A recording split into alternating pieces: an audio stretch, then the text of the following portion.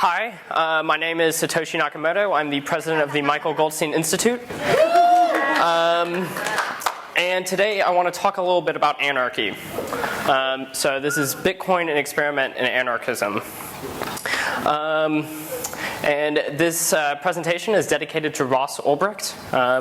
I implore you to learn more about his case and by visiting freeross.org, and there is plenty of places on there to help you donate. They could definitely use your money. There's also a QR code here in front of me. So a lot of people, Bitcoin has been increasing in size. We have a lot more people in this space, but with them comes a lot of ideological baggage.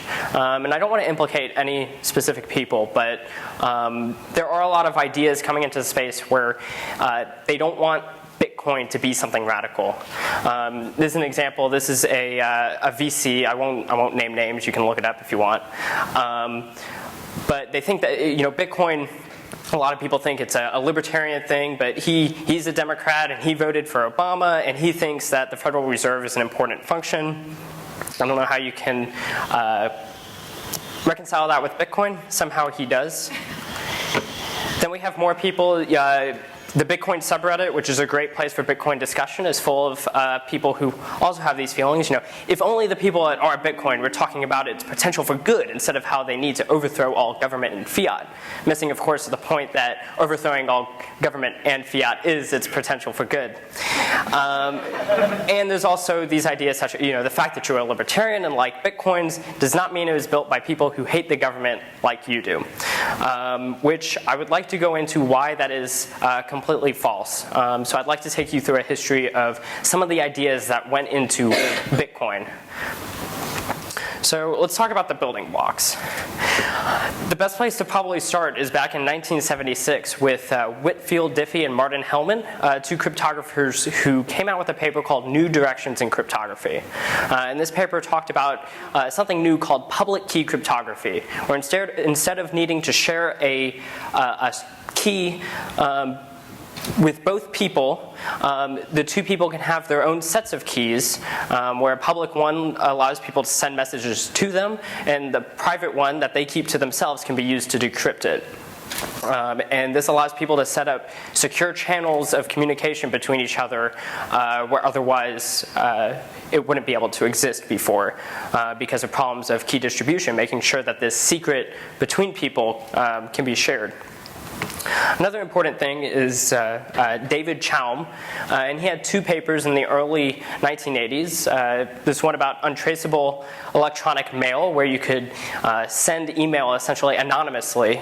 No one could find out where it came from or who it was going to. And also blind signatures for untraceable payments, which described how you could send basically digital cash. But it sets it up in a way where you can sign something with a digital signature, which verifies who it was sent to, and that's using that private key that you keep to yourself. It can do so in such a way where you don't even have to see what you're signing, but you can verify that you signed it. Kind of like if you put carbon paper within an envelope and then you sign the outside of it, the inside paper is signed, but you didn't actually see it.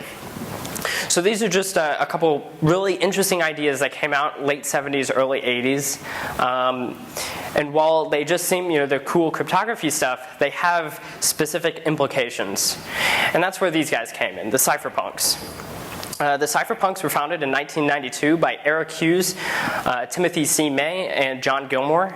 It was a group of guys that met up in Silicon Valley and talked about these cool new ideas in cryptography, but they also held a lot of ideals about online privacy and keeping yourself safe from government. And a great example would be Hughes' own Cypherpunks manifesto, where he says, cypherpunks write code, which I'll get back to in a second, and we don't care if you don't approve of what we write, but we're going to write it in such a way that can be spread and not shut down. And these programs were because it was using this public key cryptography to set up anonymous ways of communicating, and doing so in a way that the government can't really do anything about it. And cypherpunks write code was an important maxim of the group. And they were basically saying, instead of just talking about these political ideals, we create software that makes it happen.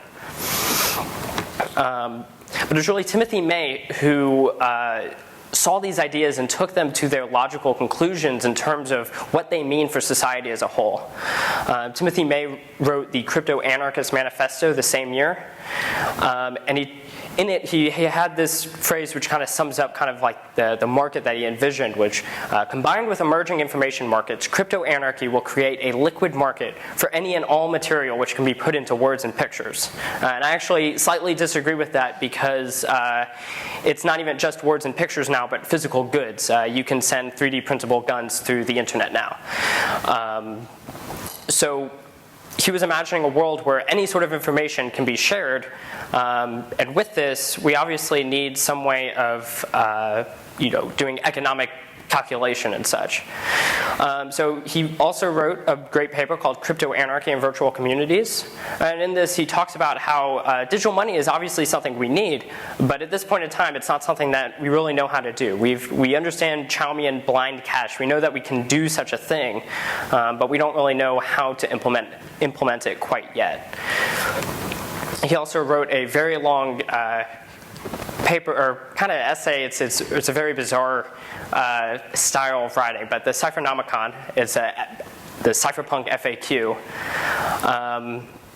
And once again, he goes into how crypto has very specific social implications to the point where governments cannot really do anything about it. But along comes in 1998, ideas are starting to come about how we can actually create these pseudonymous or anonymous monies. And an important paper was by Wei Dai called B-Money. And this was released on the Cypherpunk mailing list. And what's really interesting about this paper is that the first two paragraphs don't talk about how the money will actually work. What it started off with was him talking about why Timothy May's vision of anarchy is so interesting and important by creating a situation where the government is not, as he says, not temporarily destroyed, but permanently forbidden and permanently unnecessary. And he goes on to say, of course, until now, we didn't really have the tools to make it. But money being one of the most important tools for a functioning economy, obviously, if we can create a way to have a digital money, we can have ways of creating these digital anarchies. And then he goes on to provide some ideas for protocols that could do such a thing, some of them mirroring what we now see in Bitcoin. Moving on, there was a great thinker, one of my favorites, Nick Szabo. And he took the idea of, he molded property theory with these ideas of cryptography to have a very full and rich social theory. In 1997, he wrote this paper in which he came up with basically the idea of smart contracts, which he showed by using computers to do what have traditionally been done by human minds through paper techniques instead of digital contracts. You can reduce the cost of law. You can also reduce the need for third parties. And third parties, as he describes in another important paper, you can call a third party what it really is, and that's a vulnerability. A trusted third party, mind you. So being able to move these things into the digital world makes it safer, cheaper, more secure, etc. He later, 1998, so this was the same year that B-Money came out, he wrote this paper, Secure Property Titles with Owner Authority. And I think this sentence kind of sums up what he was talking about. And while thugs can still take physical property by force, the continued existence of correct ownership records will remain a thorn in the side of usurping claimants. Now, how did he say we could protect these property ownership claims in such a way that can protect it from these thugs? Well, he actually described a protocol for a distributed time timestamp database, which today we use that with the Bitcoin blockchain. So this is one of the very first notions of a blockchain. And here he was describing that blockchain not because it's a cool way of doing payments, but because it provides a secure way to protect the property from these malicious third parties, especially that of government. Today, the government has a monopoly on the legal system, and because we have to trust them, we also have to trust them not to forge documents, not to change the history of property ownership. We have to trust them, and that is simply not a good security model. Later, he wrote a paper called Shelling Out, which I highly recommend to anyone who's interested in the Austrian theory of money. It brings in a lot of Austrian thought, but it also kind of deepens our ideas of money. And he quoted biologist Richard Dawkins, interestingly enough, money is a formal token of delayed reciprocal altruism.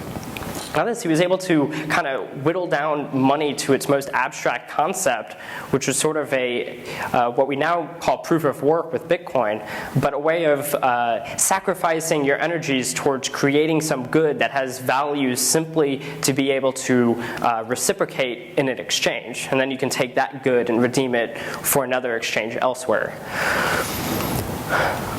Finally, an important one, BitGold, which might sound kind of familiar, and it actually described a protocol very similar to Bitcoin using a distributed database, creating mathematical puzzles, and solving those puzzles allows for issuance of money. Probably sounds pretty familiar. And doing this, once again, it reduces dependence on third parties, it securely stores value, and you can transfer and exchange with minimal trust in third parties. And then there was Bitcoin. So here we have had this history of ideas that questions the need for a trusted third party, and has pointed to the need to create such a money so that we can have freedom in this world, to create these digital anarchies, and Bitcoin is able to come along. And Satoshi himself understood that Bitcoin had this sort of libertarian properties to it. He said, it's very attractive to the libertarian viewpoint if we can explain it properly. I'm better with code than with words, though. And he also mentions how, while centralized systems such as Napster have been taken down, distributed systems do not have this same problem. They don't have as many risks of being shut down so easily, which is why distributed networks have been able to flourish so well. So I want to, I'm better with codes than with words. The code has very specific implications, and I'd like to get that in just a little bit, so remember that. I want to talk a little bit about crypto-anarchy as a whole, though. So there's sort of the private law society model, kind of anarcho-capitalism, and crypto-anarchists recognize the state as an unjustifiable aggressor against person and property. It's a legal monopoly on force that's able to wield that force in ways that contradict, the rights of man. However, so the anarcho-capitalist vision, it sees the way of solving this problem. Like a better vision of the world would be one with competitive legal orders, where instead of having this one entity that's able to make all decisions, you can have a bunch of different people offering their services, and the market will get to choose based on which one offers it best, and they can provide the services of law, security, etc. The ones that so that there's not a monopoly aggressing. However, crypto-anarchy is while it's not like a philosophy in itself, it's a great strategy, because what it does is gives this anarcho-capitalist vision a better security model. Because instead of relying on these third parties once again with a competitive legal order, you can use digital signatures and smart contracts and cryptographic protocols to create secure peer-to-peer legal orders, and that's what we're starting to see. That's really what Bitcoin is. So Bitcoin, as he was not very good at writing with words apparently, but he was with code. And with the code that Satoshi wrote, we can see some very specific properties that mimic this anarcho-capitalist vision of society and what the rights of man are. So first off, Bitcoin is completely voluntary. No one forces you to use it. You can enter the market as you wish. You can leave the market as you wish. It is completely voluntary. Furthermore, it mimics private property. Each Bitcoin is assigned to a specific private key, and only that private key is allowed to make use of those Bitcoins. And also, so that also mimics sort of the individual rights formulation of private property. There's only one key that can use it, or if you want to make larger agreements, you have to voluntarily enter them.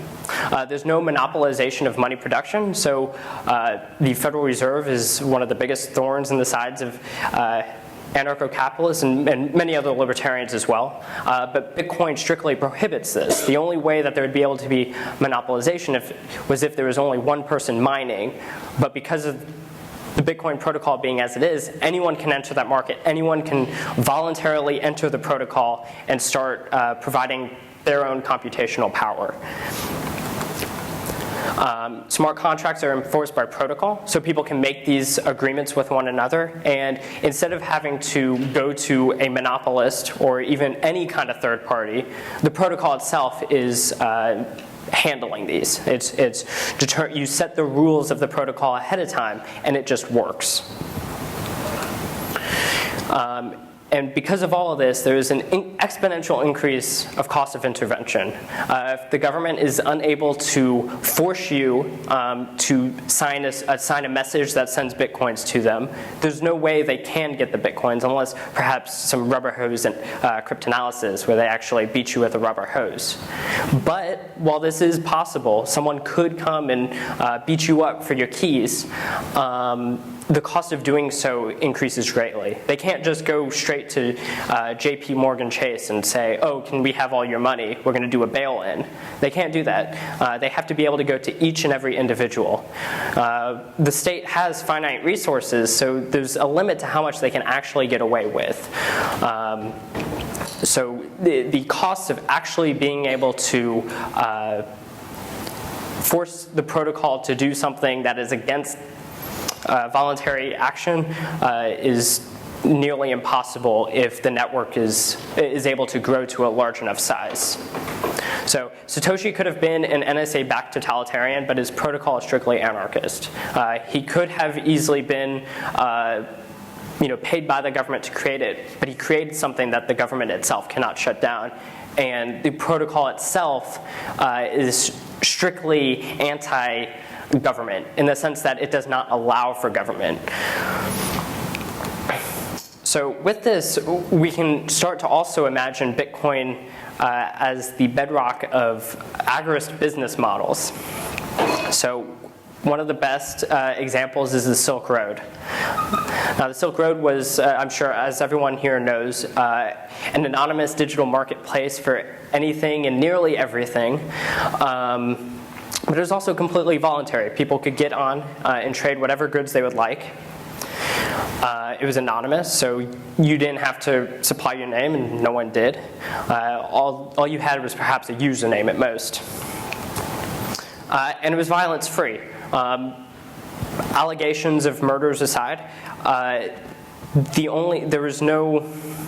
was actually no way to commit violence against someone that you thought wronged you. If you had a dispute on the site, people would laugh if you wanted to say, oh, well, I'll come beat you up if you don't give me my money. Instead, the way it worked is you had an escrow system where the Dread Pirate Roberts, as third party, would hold on to money until both sides were happy with their agreement. And only then would money be transferred.